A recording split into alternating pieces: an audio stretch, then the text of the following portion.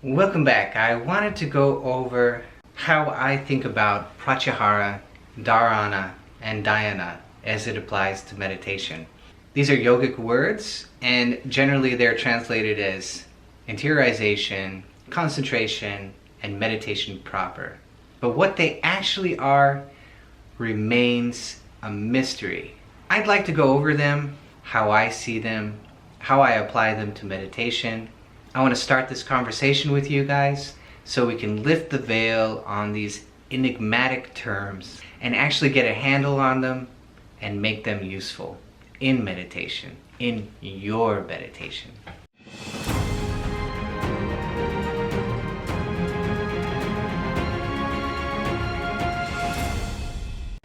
First of all, the thing about Pratyahara is it's a process. That's the first thing you've got to know. It's not, as an end state, it's not a very useful term, because once you're in the spine, once you have broken free from all of the sense organs, nobody's talking to you, nobody's bothering you. Once you reach that point, you don't need Pratyahara. You don't need the term, you understand? It's already done. But if we define it as a process that begins when the two nerves, the parasympathetic and the sympathetic, when those two primary nervous systems, when they begin to come into balance, if we define that as the beginning of Pratyahara and we see it as a progression, a process, it becomes immensely valuable, because now we've got the path, now we've got the trajectory, now we know where to go, and this is humongous. So first of all, let's look at Pratyahara. It begins when the two nerves, the two primary nervous systems of sympathetic and parasympathetic, when they begin to come into balance. That is the marriage of those two systems. We have this word hatha, right? What does it mean? Ha, sun, tha, moon. It's the marriage of these two things, and there's a name for that, which is sandhya, marriage. It just means twilight, when the sun and the moon come together at the same time, right? Marriage. Simple. We're just balancing those two systems, and what happens when that happens? Heart rate variability happens. That is the balancing of the Ida and the Pingala, the two systems, the sympathetic and the parasympathetic, right? Those two systems coming into balance is heart rate variability. So now we got the window into how in the hay to get into Pratyahara. It's that marriage, which is the window, it's the doorway into the end state, which is complete interiorization. As I think about it, this part is not really that important to me, because once this happens, what are you in? Once this happens, you are free. You are in silence. You are in the no-mind state. And in that no-mind state, you can direct your attention on anything with great concentration, because nothing is distracting you. So once you are here, you have reached what the yogis call dharana. Dharana is the void. It's the no-mind state. This is a glorious thing. When it happens to you, you feel immense freedom, because you're not tangled up in all the garbage where you started before this whole process. You're unbinding yourself. You're taking the shackles off. It's a glorious thing. Interestingly enough, it's also a trap, because you can get stuck here. And this comes by way of two sources. This warning, which I'm communicating to you, comes to us by two sources. One is Maxwell Cade and his prodigy, Anna Wise. They both taught a lot of Buddhists. And I love Buddhists.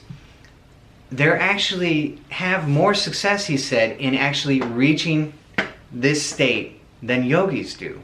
The yogis that they studied, that they worked with, had a harder time reaching the no-mind state. The Buddhists had a bigger success rate in actually reaching the no-mind state. So, bravo, Buddhists. The problem that both Anna Wise and Maxwell Cade said was that they got stuck there. They went into silence and they never proceeded any farther. They didn't reach dhyana, or integration, as I call it. And that's really interesting. And some of them, they couldn't even talk them out of it. They liked their no-mind state, that was it, and they weren't going to try something new to take it to a deeper level. Now, some of them worked with Anna Wise, worked with Maxwell Cade, and went into integration, what I call integration. They went into deeper states and started talking to deeper brainwaves and getting communication and answers, right? That's what I call integration. But some of them did not. Now, we also have from the autobiography of a yogi, Mukunda is meditating. He's meditating very deeply. This is in the chapter on the levitating saint. The levitating saint asks him, "You go often into the silence, but have you developed anubhava?" Which is, have you actually started communicating with your deep self? Have you actually started communicating with your higher self, with deep brain waves? And he hadn't. So he studied with that yogi, and he did. He started. So that takes us to the third step we're going to talk about. So, dhyana. It's commonly known as the meditative state, which means we weren't actually meditating all this time, according to yoga. Yoga says, nope, you were just practicing. That was all preliminary. Now you're actually meditating. So yay, we're actually meditating. But it's a really horrible definition by my standards, because it's, when was the last time anybody said Pratyahara, Dharana, Dhyana, and you said, oh my God, that's useful? Probably never. You probably went, oh my God, I want that. Whatever it is, I don't understand it, but I want it. Great, well that's inspiring, but what are these states? How do we take them and use them as tools, plug them into the machine and make that thing run? That's what we're doing today. So, as I define dhyana, you see, it's the step right before union. So you see these two circles, right? They're not one, but they have begun to come together as one. And when that happens, when you have those two circles coming together, they communicate, right? They've begun to integrate, and vast amounts of communication starts at that point.